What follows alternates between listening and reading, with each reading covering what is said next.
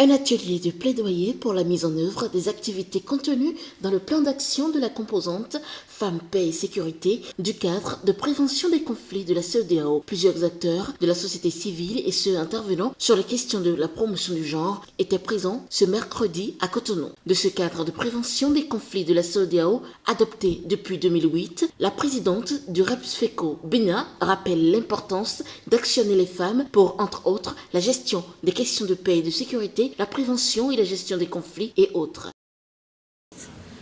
Le REPSFECO fonde ses activités sur les résolutions 1325 et CONES du Conseil de sécurité des Nations Unies relatives à la thématique femmes, paix et sécurité. Et également sur les autres instruments régionaux, internationaux et nationaux de protection et de promotion des droits des femmes et des filles.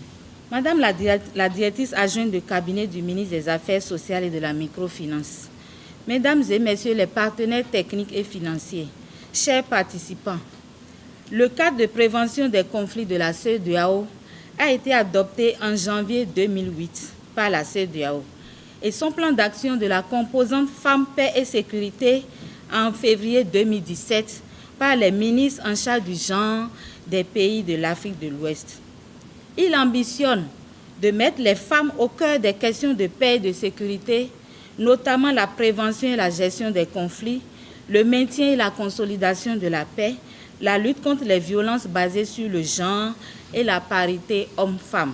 Le représentant du coordonnateur de la cellule de suivi de l'intégration régionale revient sur les objectifs de cet atelier et pose les contours des pistes de solutions pour le développement de la composante paix et sécurité en un plan d'action. Il a été adopté par règlement en janvier 2008, le cadre de prévention des conflits de la CEDEAO.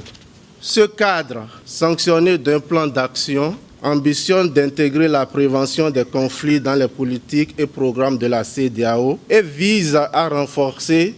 les capacités régionales et les outils pour la prévention des conflits.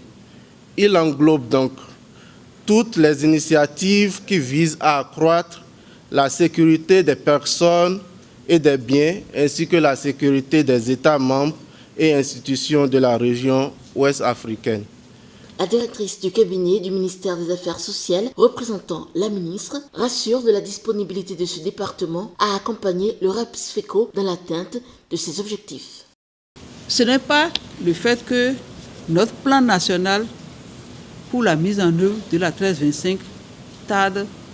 à devenir une réalité que nous allons stopper les actions que nous sommes en train de faire. Des choses se déroulent déjà, des actions sont en train d'être menées et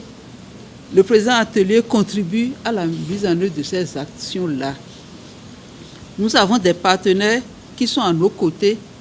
qui nous soutiennent au quotidien pour cette ambition de faire porter la voix des femmes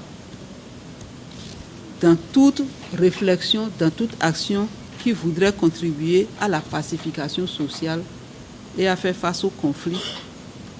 Cet atelier plaidoyer pour la conduite des actions afin d'œuvrer à la mise en œuvre d'un plan qui appelle à la mobilisation de tous les acteurs soucieux de la prise en compte des besoins et des intérêts des femmes.